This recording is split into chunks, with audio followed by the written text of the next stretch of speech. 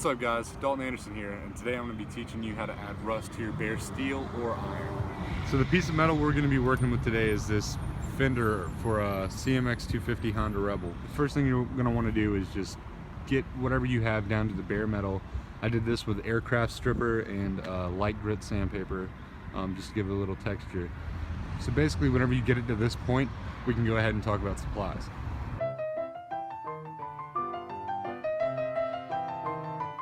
So what you're going to need for your synthetic rusting is some distilled white vinegar, some hydrogen peroxide, some regular table salt, and a spray bottle. Spray bottle is optional. I'm just going to go ahead and do it for ease. And also you're going to want to do this away from any other metal. So if you have this on your bike or something like that, you're going to want to go ahead and take it away from any other metal so it doesn't get corroded as well.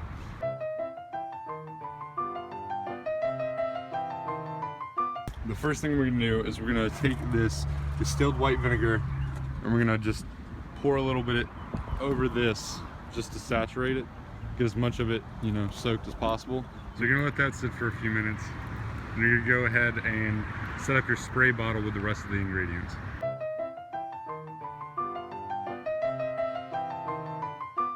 So basically what you're going to do is you're going to take your spray bottle and you're going to put 5 parts distilled white vinegar, 2 parts hydrogen peroxide, and probably 2 tablespoons worth of salt.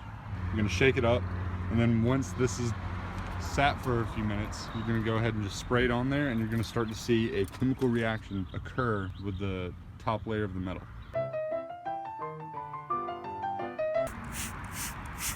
You can already see after just a few sprays this brown color starting to just drip off of the metal. So the more you spray, obviously the more rust you're going to get, the more saturated.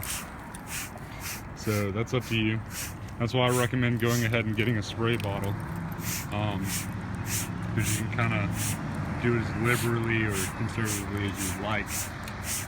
And you're just going to let this sit on your metal for a few minutes. It's going to start to bubble up and create some really nice looking rust for you. If you want, go ahead and take a little bit of the salt you have, just pour a little bit on there, let it stick to the surface. It's gonna help speed up the process. And go ahead and take a little bit more of your peroxide and pour it over. See that? There we go. Now like I said, it's just based on what look you're going for, how much you want or don't want on here. So once you see some bubbles start to appear and some corrosion starting to happen, you're going to want to go ahead and rinse it off to just check where you're at rust wise, and you can continue from there.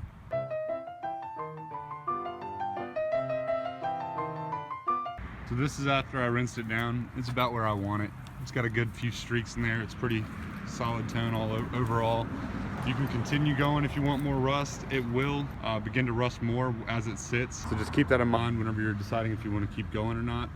It'll get darker, it'll change color, it'll continue to corrode. So if this is about where you want it, just go ahead and stop here, let it dry it off with a paper towel or something. And then once you have exactly where you want it, go ahead and put a sealer over it or a clear coat so it just maintains that look and it doesn't continue to wear.